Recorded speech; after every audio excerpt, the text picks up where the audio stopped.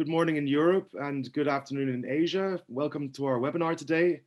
I would first like to thank both our panelists and audience for making the time.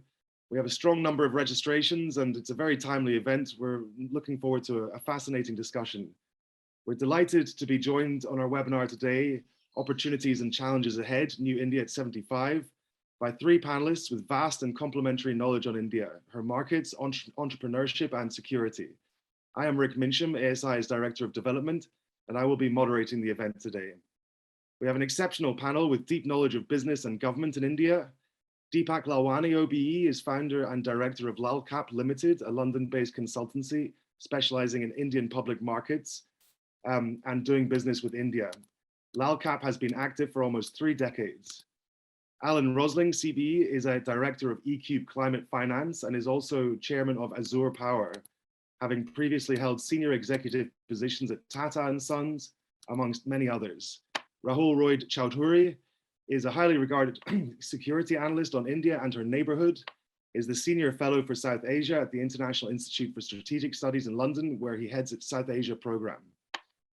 So the outlook for India as it celebrates 75 years of independence is an optimistic one.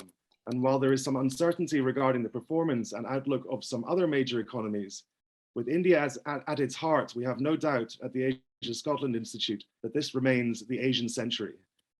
India has been one of the best performing major economies throughout COVID and has coincided with a surge in investor appetite in the region in both public and private markets.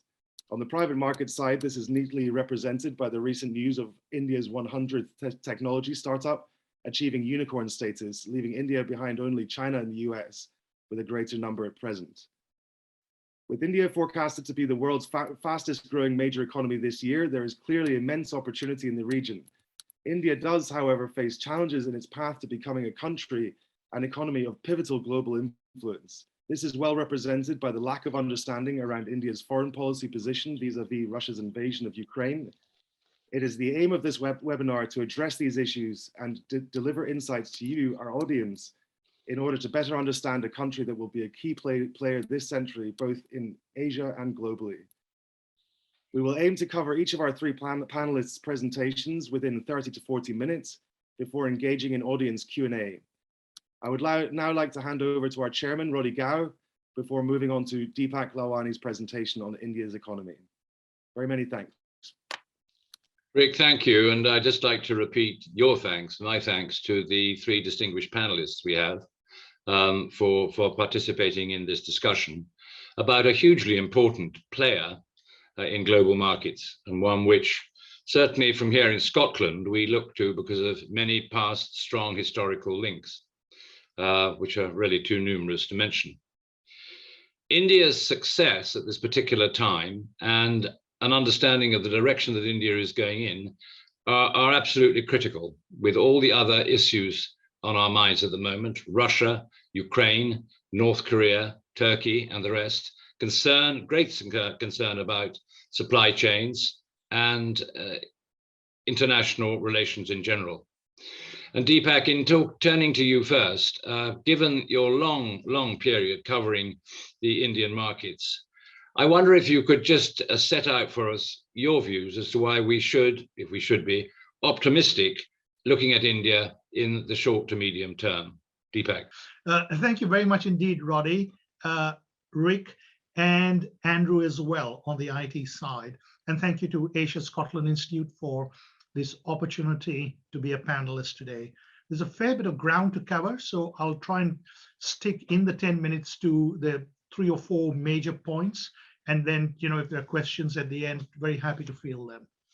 So to kick off with, where's the Indian economy now after COVID lockdowns of the last 2 years? And as you know, that India suffered the second worst COVID caseloads in the world. They had severe lockdowns to try and save lives, and importantly, to try and avoid the disease spreading to the villages where 70% of India lives. That had a catastrophic impact on the economy. And in 2020, the first quarter, the economy shrank, I think about 24%, nearly 24%. And for the year in 2020, the economy was down 8%. Things have improved since then, yes, due to a favorable base effect as well. But for the year to 31st of March 2022, economic growth is forecast to come in at 8.9%, which will make India the fastest growing major economy, as both Rick and Roddy mentioned.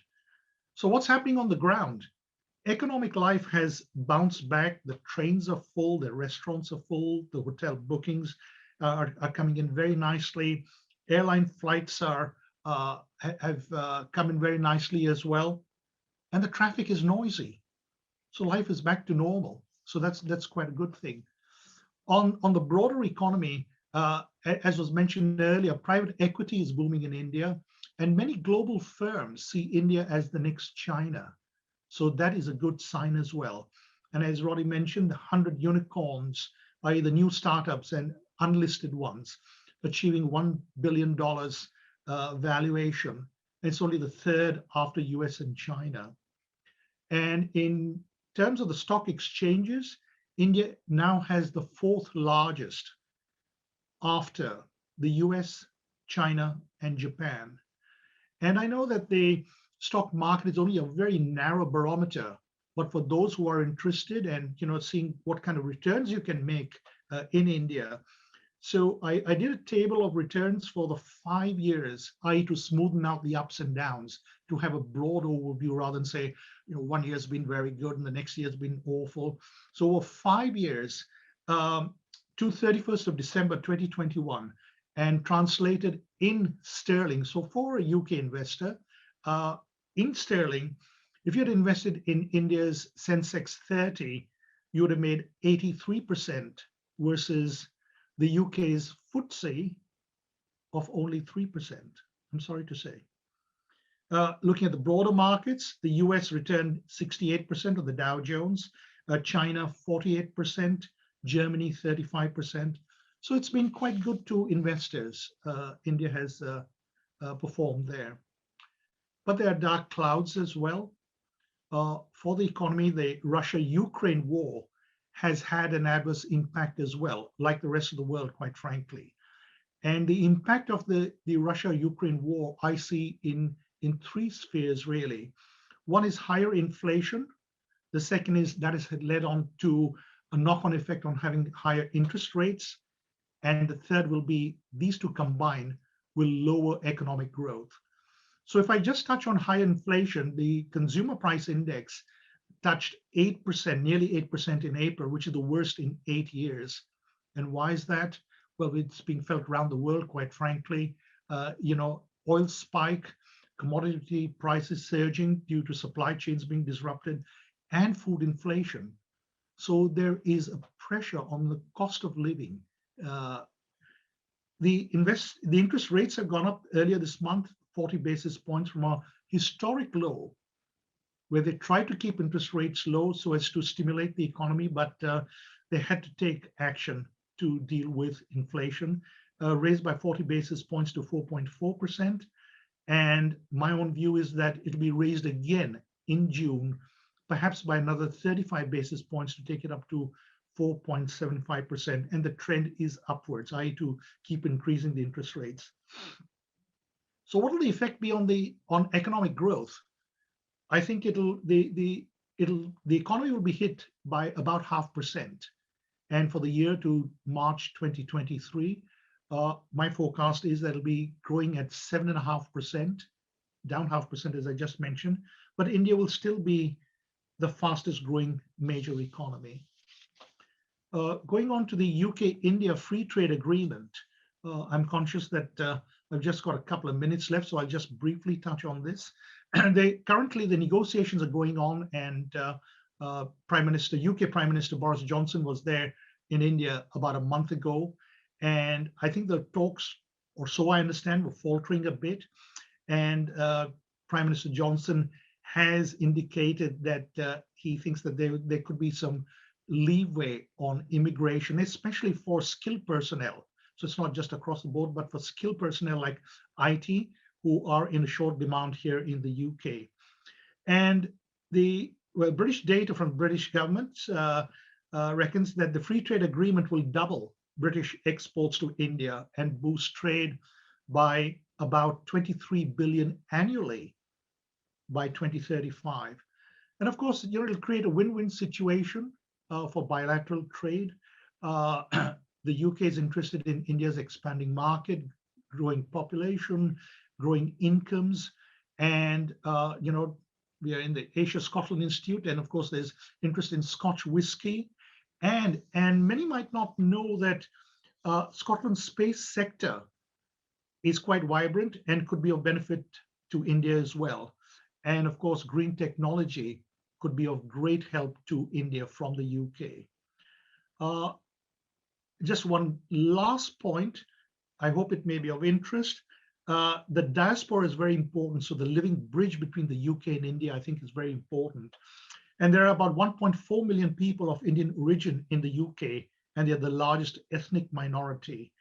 And an interesting statistic I just picked up was that out of the 1.4 million of Indian origin, 38% of the diaspora here arrived in the UK over 40 years ago, and 43% were actually born in the UK.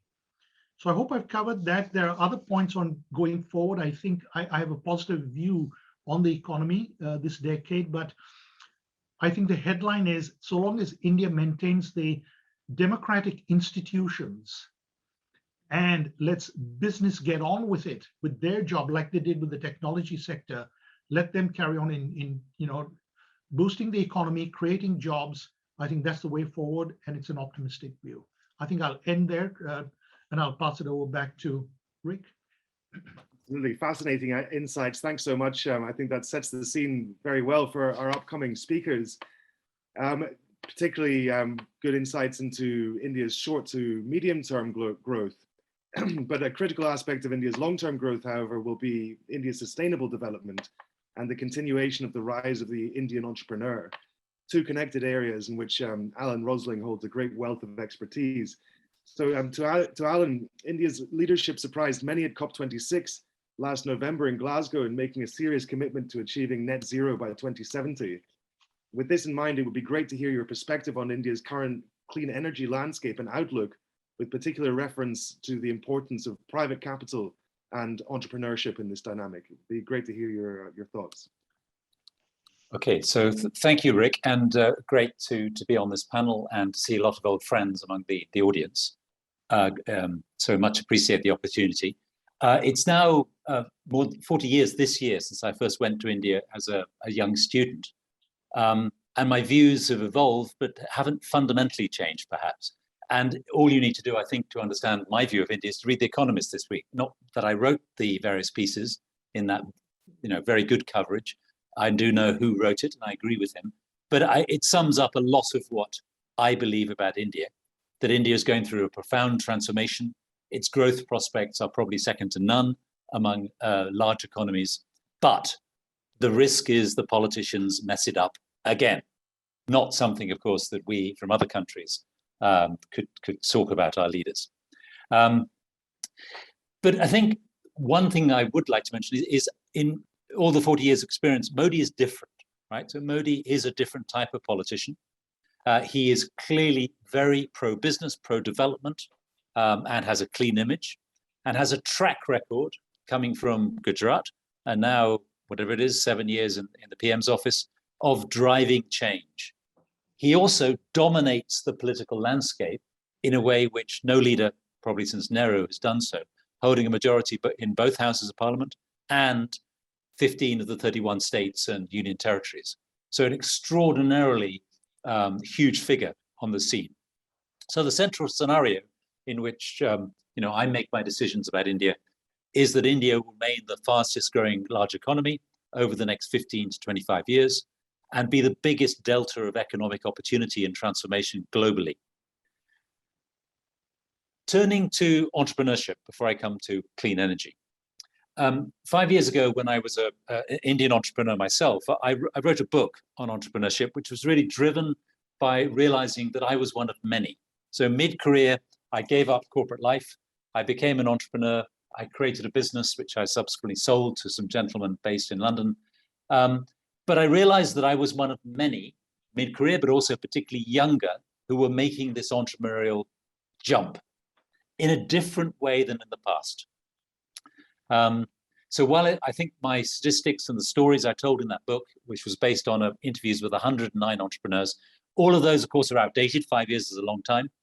The basic argument that I made, I think, is still true. And it's covered to some extent in what The Economist was saying this week, which is that India is being transformed by the private sector as much as by the leadership in Delhi, but particularly not so much by the large business houses like I used to work for at Tata, or the Birlas, or the Mahindras, or all these characters, but by entrepreneurs who are making a massive difference and addressing change in ways that we've not seen before.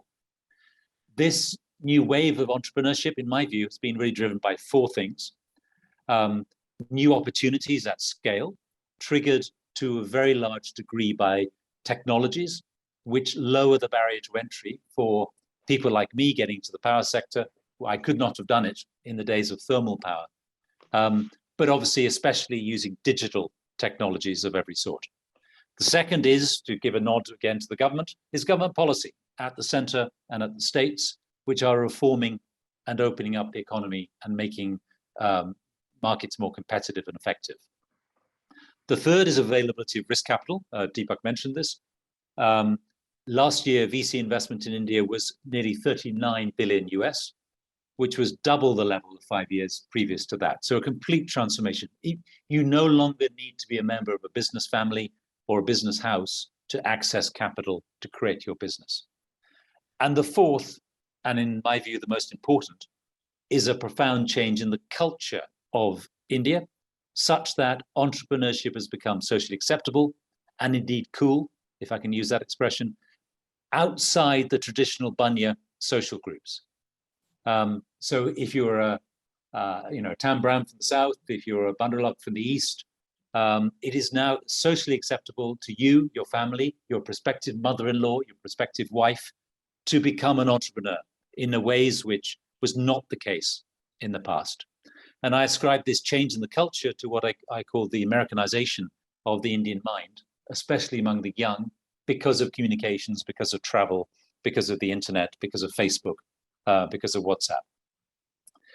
And this entrepreneurial explosion continues, matures, deepens. And as is mentioned twice already, there are now 101 unicorns in India compared to 460 in the US and 301 in China. That's massive. 101 new businesses with a valuation of more than $1 billion and tens of thousands of other startups across the land. So entrepreneurship. Second area I'd like to touch on is energy and energy policy and energy transition. And the two are connected. Similarly to what I'm talking about, the general economy, I think India's ambitions in the area of energy transition are just enormous. The performance has also been very significant, and it matters on a global scale. It matters, India matters now in terms of what it does on energy in a way which was not the case earlier. It affects the whole planet.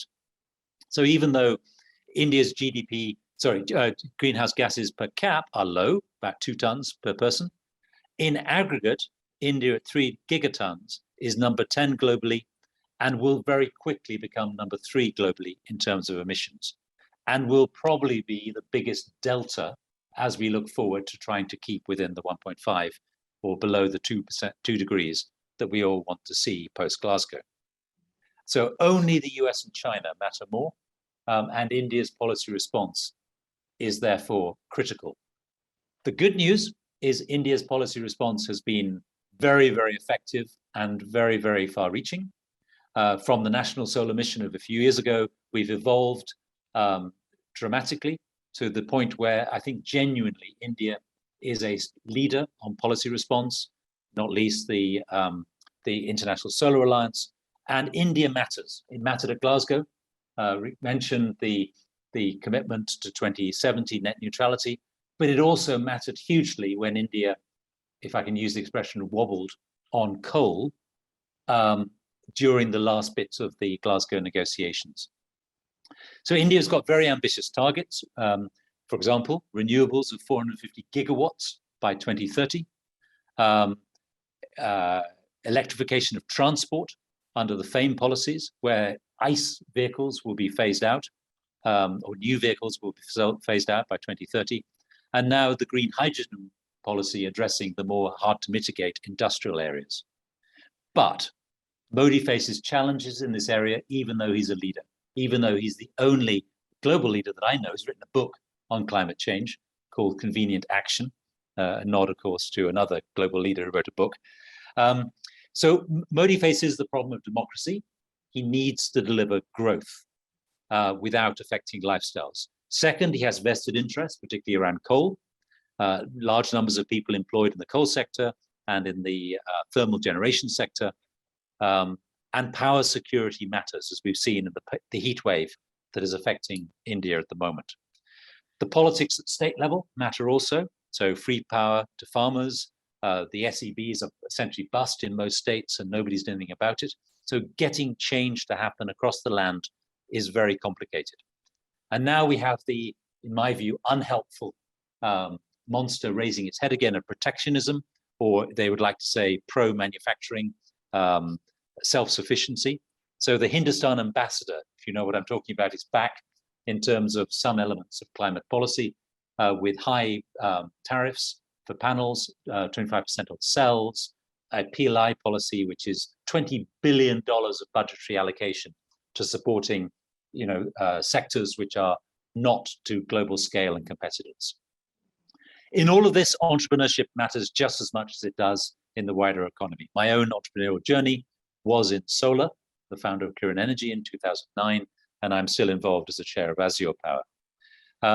And there are a whole bunch of other entrepreneurs who are making massive difference. And just look at the entrepreneurial families of the Ambanis and the Adanis, who both of whom have committed more than $70 billion each to climate change and clean tech over the next 8 years.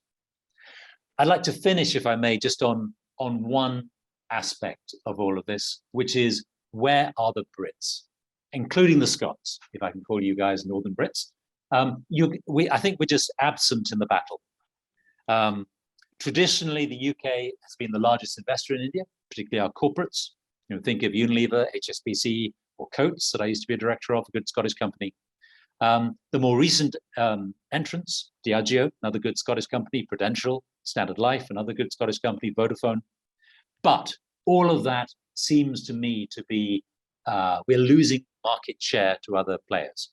Deepak talked about what the UK government, what Boris is trying to do, very welcome. But where is the private sector? Where are the corporates? In the power sector, since PowerGen sold up, only Shell has made a recent investment into Spring. The PEs, the CDC, but where are the others? Leapfrog is there, but not many. Where are the banks lending against this infrastructure opportunity?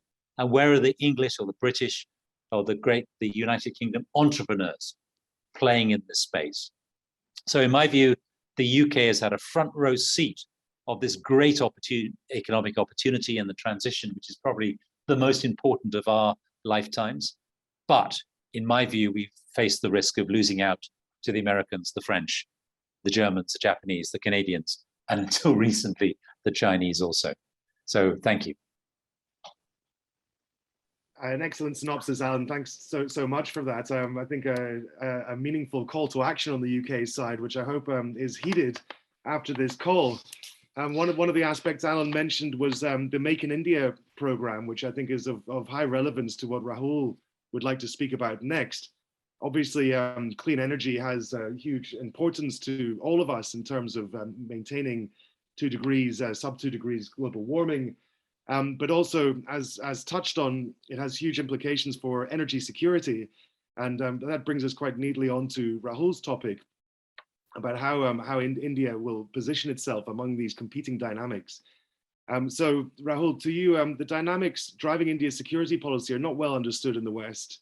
And India's position on Russia's invasion of Ukraine has surprised many commentators in this part of the world. Could you begin by giving some historical context to India's defense policy and in what way this has changed recently? Thank you, Rick. So what I propose to do is to focus my remarks on the significant changes that have taken place in two areas, on the threats and challenges that India faces, as well as the Make in India in defense that you referred to earlier. So let me start with the threats and challenges first. The most significant change I believe that has taken place in India's security perception is that China has now become India's greatest security challenge, having overtaken Pakistan in this respect in the past few years. China's aggressiveness against India, countered by a bolder and more assertive posture by the Modi government, it should be said, left 20 Indian soldiers dead in their most recent border clash 2 years ago in June 2020. This marked the first casualties on the border in 45 years and has led to a deterioration of relations between Asia's two largest nuclear-armed countries to their lowest point since the 1962 Sino-Indian War. To date, there has been disengagement, but no de-escalation of troops. India's view is that political ties will continue to be deeply affected if there is no peace on the border. The possibility of escalation remains high through misadventure, misperceptions, and misunderstandings. At the same time, Pakistan remains a threat to India in terms of state-sponsored cross-border terrorism, as well as a simmering dispute over Kashmir, alongside Pakistan's deepening ties with China. Afghanistan under a Taliban regime is also of concern to India in terms of the potential export of terrorism from Pakistani cadres in Afghanistan, as well as the spread of radicalization and violent extremism from Afghanistan into India. The challenge, therefore, for India's defense and security policy is to counter this new three-front, China, Pakistan, and Afghanistan threat and challenge, and for India's diplomacy to seek to mitigate its impact on India. Let me now turn to the second theme that is related to this, and that is the arms acquisition and domestic production policies of the Modi government. Although India has the fourth largest defense budget of about $66 billion after the US, China, and the UK, expenditure on salaries and pensions account for over half of this budget, leaving just a quarter of the total budget for the acquisition of new arms and equipment. India's arms procurement policy has undergone major changes from diversification of sources from Russia since the early 1960s to the West, including the US, France, and the UK, as well as from the direct import of arms to licensed manufacturing of equipment and arms in India. But the latter has not had sufficient involvement or investment by foreign defense companies. And this is a point that Alan also made, though, of course, in the defense sector that I'm talking about. With India today remaining the world's largest importer of arms after Saudi Arabia. Therefore, in order to reduce arms imports and boost domestic defense manufacturing, the Make in India policy in defense, launched over 7 years ago, has been followed 2 years ago by Atmanirbhar Bharat, or self-reliance in defense manufacturing.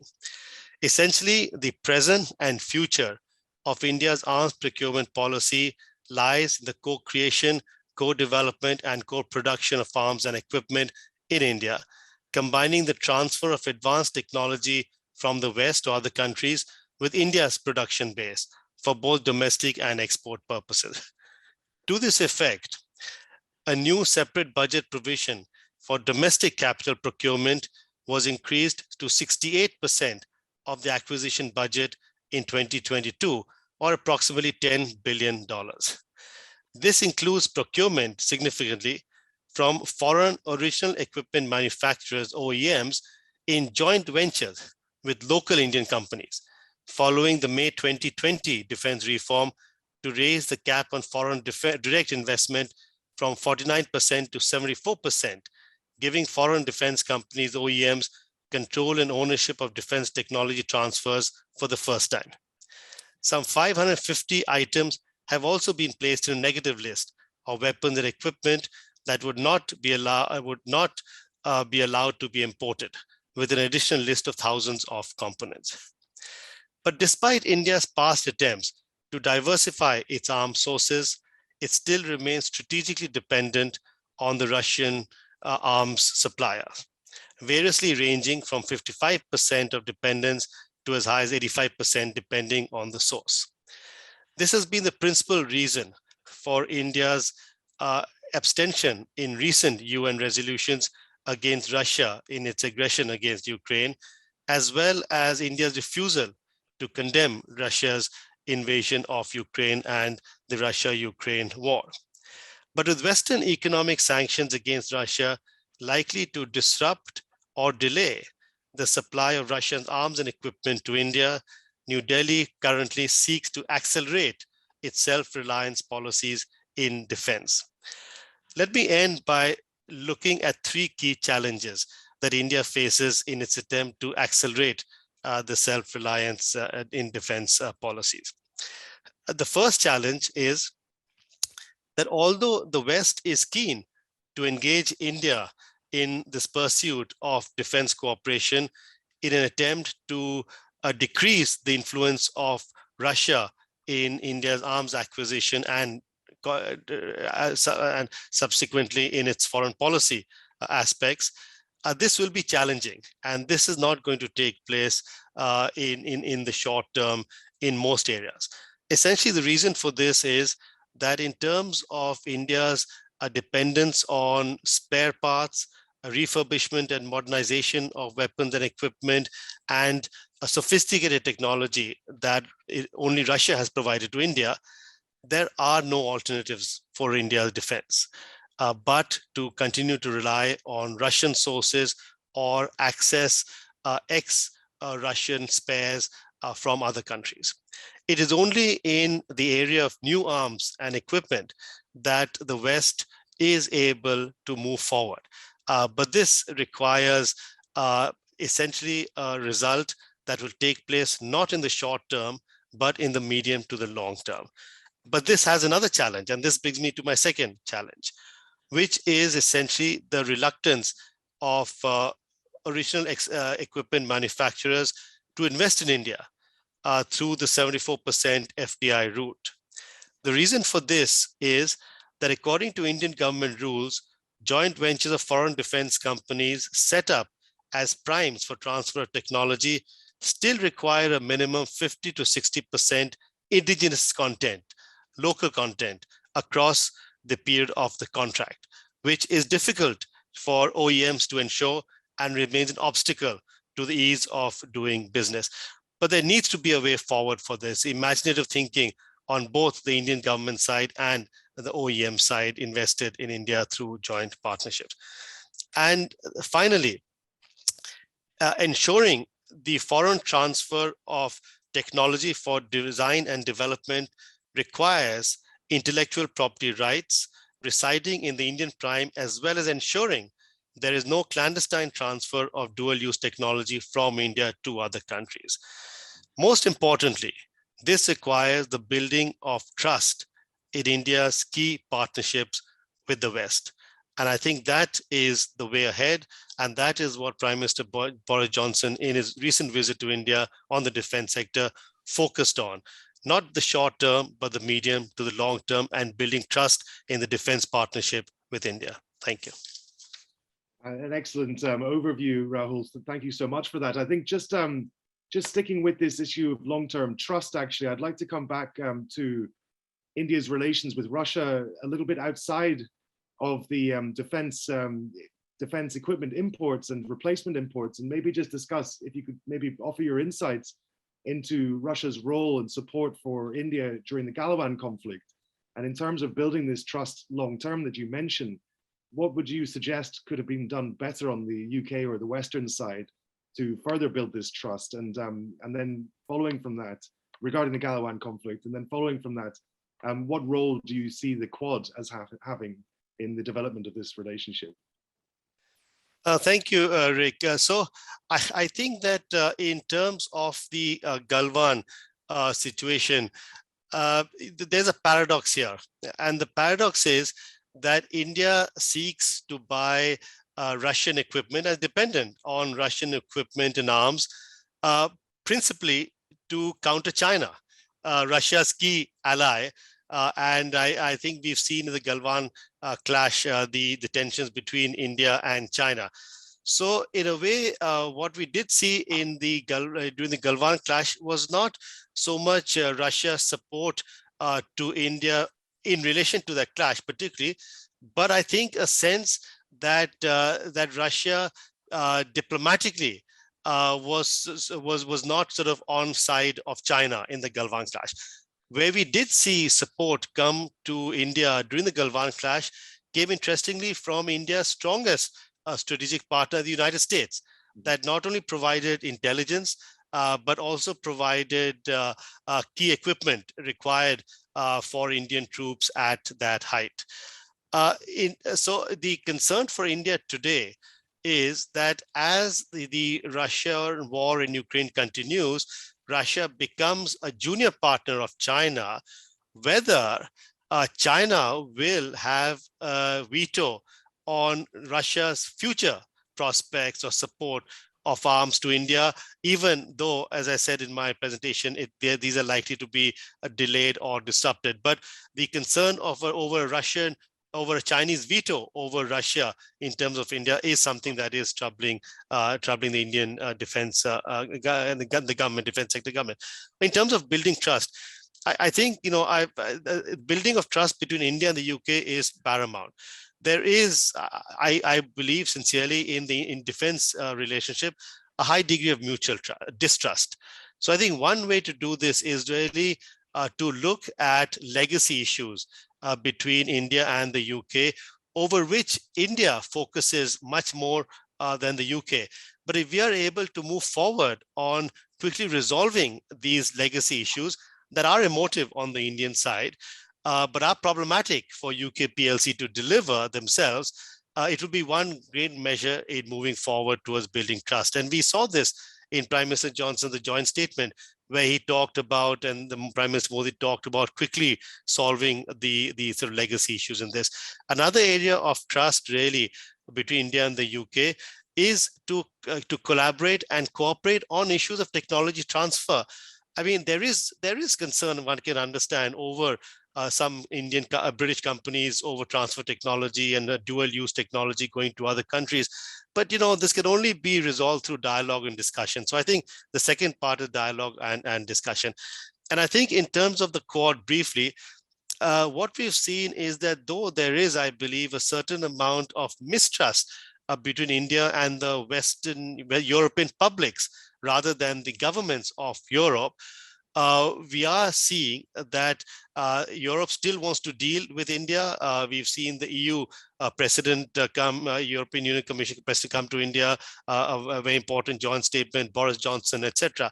But in terms of the Quad, we have not seen, I haven't seen any dissonance in the operational aspect of the Quad among the US, Australia, Japan, and India, though initially President Biden did talk about India being a bit shaky in terms of its policy towards Ukraine as the only member of the Quad that had not condemned and still does not condemn Russia's aggression against Ukraine. So I think in terms of Quad, in terms of Indo-Pacific, we have the next Quad summit taking place the next few days in Japan. I think that it is largely business as usual. Excellent insights. Thanks so much. I think I'll just very, very quickly come back to Alan for a quick question before moving on to questions and answers. So I'm having lived in China for 10 years myself before returning to the UK.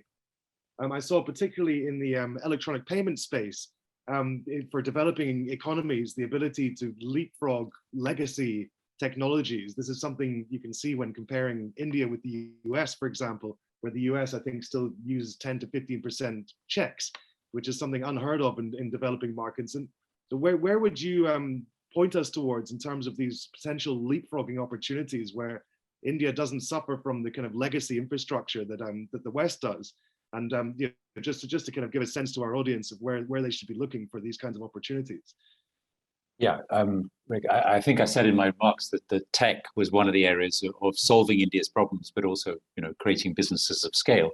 So the India stack, which Nilekani, I think, termed the phrase, has been extraordinarily powerful in creating the ability to do all sorts of things with tech, one of which, and only one of which, is payment systems, of which obviously Paytm is the big daddy of the industry. It was interesting to see Jack Ma selling down, not in Paytm, but in some of the associated online trading activities associated with Paytm. I guess that's a result of India-China tensions and the border stuff and Press Note 2 and all those wonderful things that have happened between the two great Asian countries.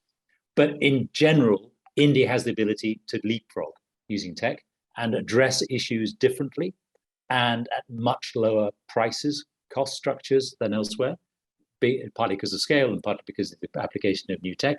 Obviously, India's got a wonderful base of software engineers, and they are evolving very quickly into the frontier territories of AI, ML, fuzzy computing, and all this stuff. So I think it's a really, really exciting area. India's skills and needs are coming together to make this a big opportunity. Can I also, a couple of things in the Q&A, can I quickly address the coal question, if I may, while I've got the mic? Absolutely, please. There are two questions in the Q&A that I've noticed around India's coal transition. And I think I mentioned in my opening remarks about the politics of coal. But the reality is coal is something like 75% still of generation, not a capacity, but a generation in India, and it's base load. So moving quickly away from coal is a challenge technically. But we in solar are now half the price of new coal.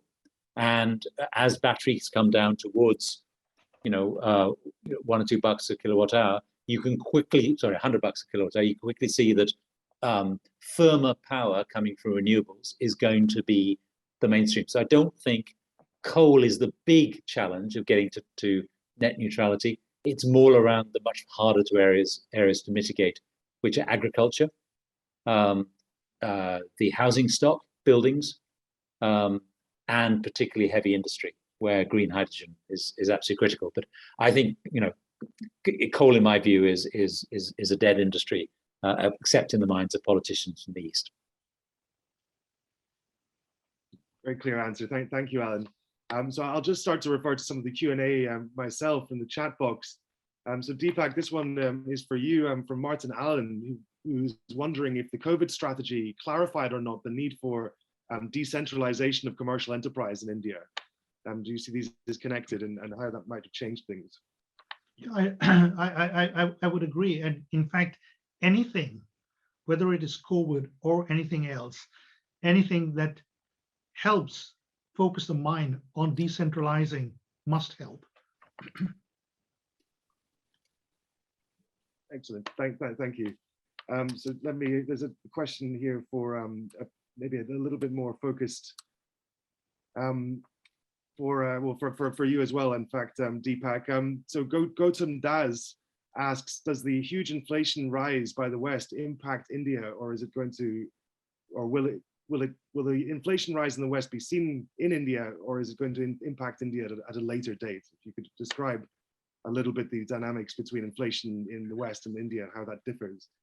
Well, it's already being shown because it's the oil prices, and then you have the commodities surging and the supply chain. So for example, shipping has been disrupted, or just the supply chains in general. All that has added on to costs. Many people are able to pass on costs, which then comes to in the inflation channel. Some are not able to, and they may face financial difficulties. And then of course, food.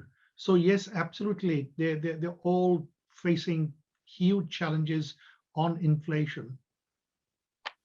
Excellent, thanks. So I think back to a more security-focused question.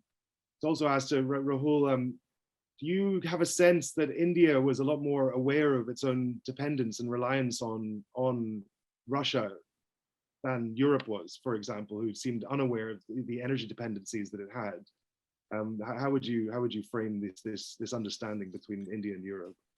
Well, Rick, I've written publicly that what is not surprising is the way that India's policy towards Ukraine developed, and its abstention in the in UN voting. India is also temporarily a member of the UN Security Council as a non-permanent member.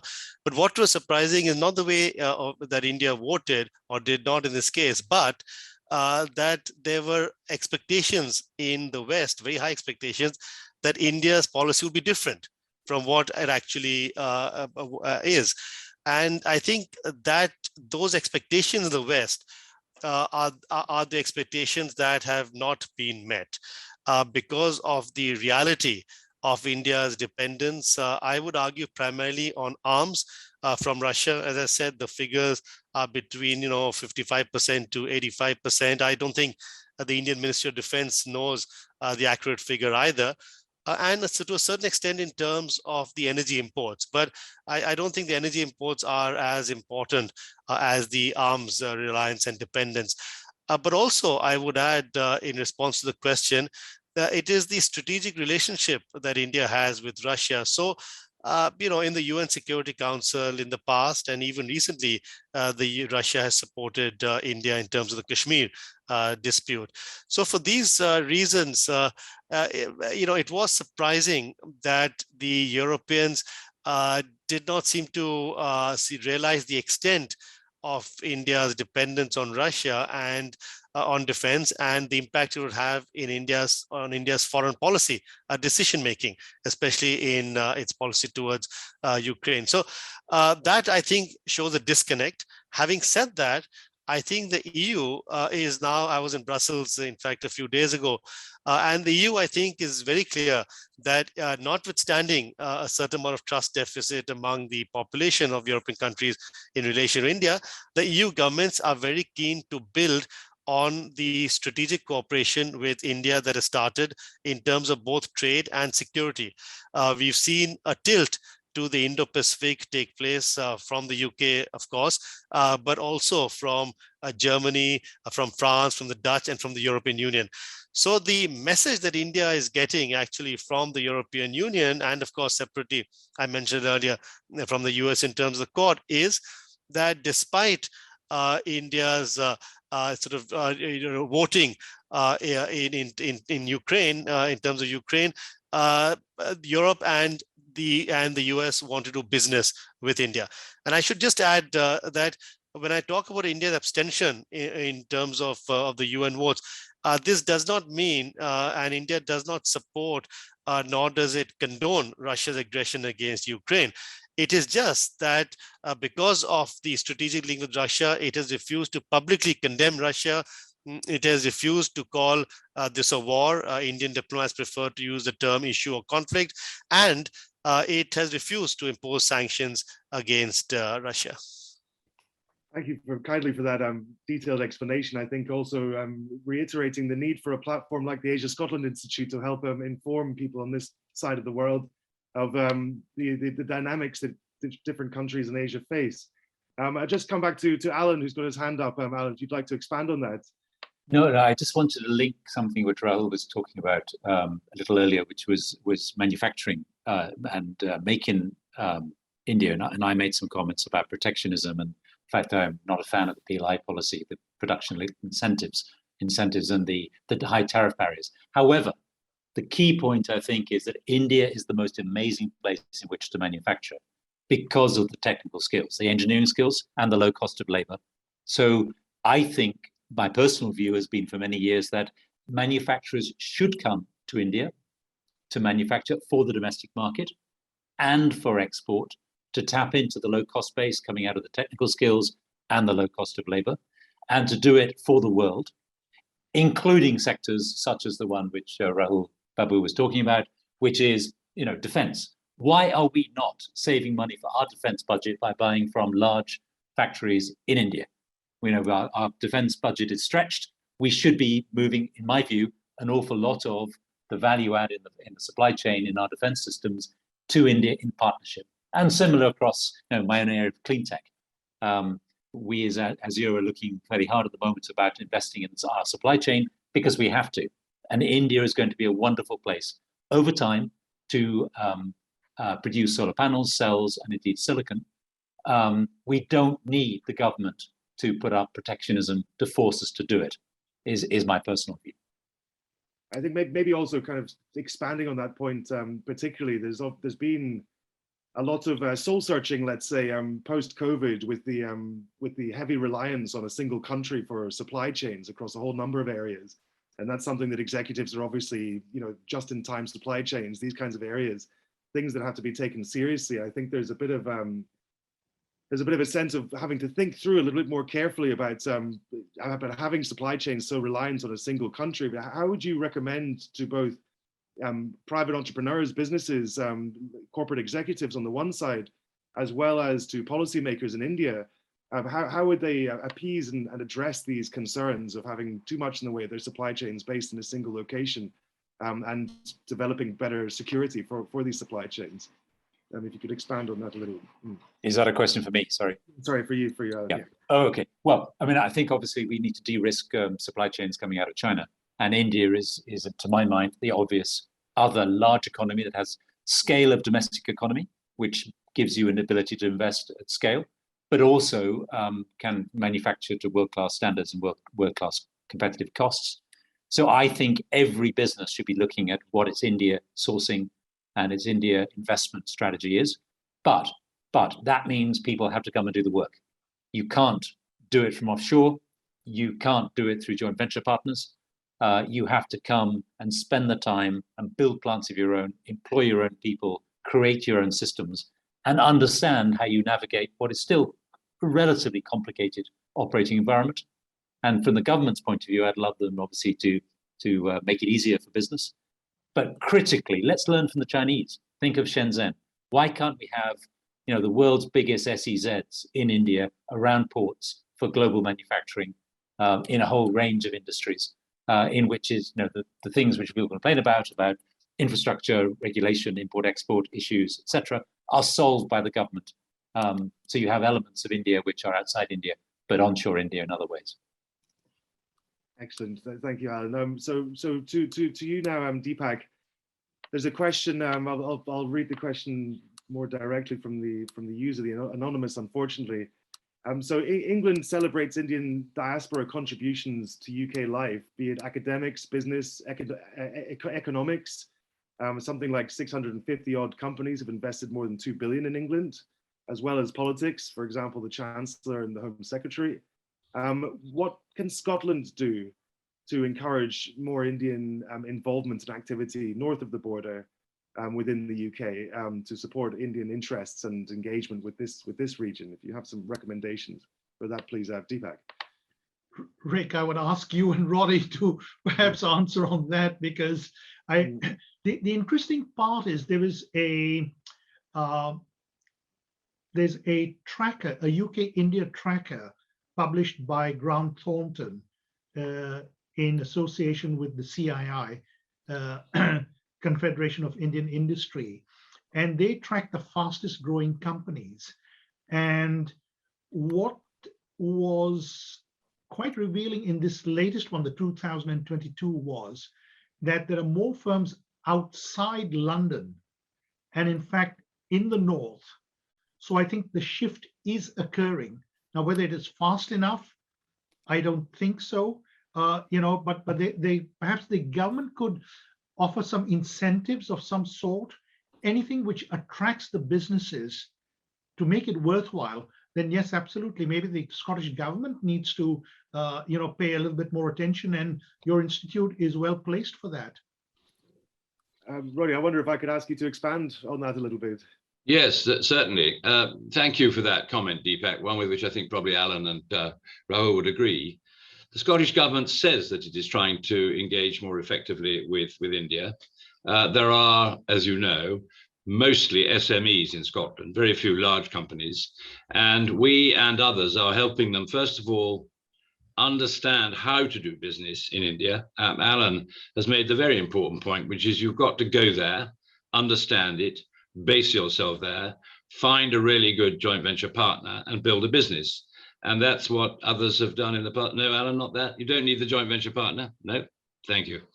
Sorry for that. So just get on with it yourself. And there are plenty of people who do not subscribe to the argument once put to me by one of the wealthiest people in Scotland, that 2 generations of socialism have beaten the entrepreneurial spirit out of the Scot. I don't believe that's entirely true, but people have to be helped and understand where the opportunities lie. But you make a very good point, Deepak, that Scotland is a part of the world where there are large numbers of new companies being set up, some of which have in the past, particularly the travel industry, turned into unicorns, and others may. But we have to get on and get up and get on with it is the answer. And sitting around doing nothing does not achieve the answer we're looking for. Well, I would just add something there, Roddy, because I think what normally happens when with any business anywhere around the world, you go to where you're most comfortable, and people are comfortable in London. They've got the infrastructure, they know the people, they've got the connections. And for a lot of the Indians, for example, you know, food-wise, etc., and weather-wise, if I may say, I love Scotland, but you know, if the weather's not right, it can be slightly different. But there, I think the government needs to attract them, and it'll be a slow process. But I think this could then accelerate, and Scotland could benefit, quite frankly. And indeed, the people from here, from India, going up to Scotland, if they find that you know there's more to be done out there, the costs are lower or whatever, they should create a win-win situation, and it can be done. I think just to reiterate some of the areas that Roddy mentioned at the beginning of this webinar, there's some very interesting opportunities in environmental protection, in fintech and technology startups, and as you mentioned, the space industry, which has obvious read across for military joint ventures, military equipment joint ventures. So you know, at the Age of Scotland Institute, we're very optimistic about India's relationship with Scotland, but we'd like to see that opportunity come to fruition as much as possible. Roddy, I wonder if perhaps I could pass back over to you to start to round things up, and maybe there's a minute or so left to ask a couple of final questions before I think we have to end the webinar. It's been a fascinating conversation. Thanks so much to you all for joining, and then Roddy, over to you. Thank you very much, Rick. I do see a question sitting here from Mark Tennant, who's an important member of our International Advisory Council. It's a short question. How big was India's QE? Who has an answer to that? Alan, can you answer that? No, I think the RBI has been extremely accommodative in the last 5 years, but not so much on QE. So as far as I know, and I'm not an expert on central banking, QE has not been part of the toolbox. And of course, in the last 5 years, they have had to address the so-called NBFC crisis, the NPAs in the banking sector, the recapitalization, the merging of the PSU banks, the bailing out of a couple of private banks. So QE, as far as I know, has not been critical, but low interest rates and accommodative monetary policy has been. I would agree with that. I think where the central bank has helped is by taking a dovish approach to interest rates, and it came down to a historic low, and they had their focus on stimulating growth, and we're not so concerned with inflation because it did not rear its ugly head the way it has now. But now that it has, the central bank has shifted its position and has started to raise interest rates. So it is more with the interest rates rather than QE, I think. Okay, thank you. Well, Alan had mentioned, and I also think had Deepak, the Economist, the latest Economist edition. I just wanted to draw your attention to the final short paragraph, because I think it's relevant to what we've been discussing. And in particular, it's relevant to the need to encourage entrepreneurship. The Economist writes, it's seizing the moment, for India to grow at 7 or 8% for years to come would be momentous. It would lift huge numbers of people out of poverty. It would generate a vast new market and manufacturing base for global business.